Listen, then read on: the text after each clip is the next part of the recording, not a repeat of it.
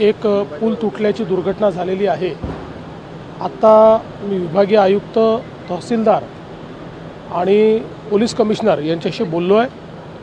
आत्ता प्राथमिक माहिती एवढीच आहे की हा पूल तुटलेला आहे, त्याच्यामध्ये काही लोक जखमी झाले, त्या जखमींना हॉस्पिटलमध्ये नेलेलं आहे आणि त्यासोबत काही लोक अडकलेले आहेत। त्यांच्याकरता NDRFची टीम त्या ठिकाणी पोहोचते आहे, त्यांना रेस्क्यू करण्याकरता।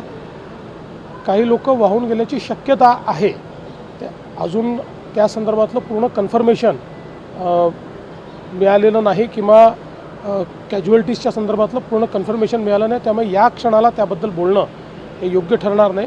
पूर्ण माहिती याची मिळाल्यानंतर याच्यावर आपल्याला माहिती देता येईल। आत्ता प्रशासन तातडीनं सगळी मोबिलायझेशन करून आणि लोकांना कसा दिलासा देता येईल अशा प्रकारचा प्रयत्न चाललेला आहे।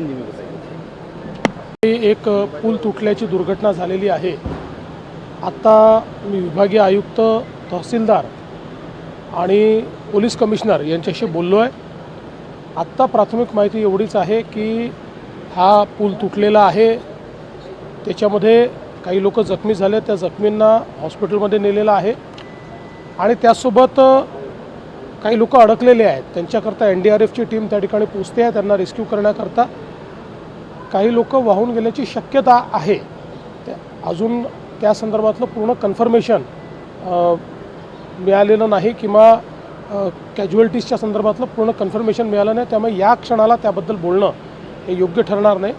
पूर्ण माहिती याची मिळाल्यानंतर याच्यावर आपल्याला माहिती देता येईल।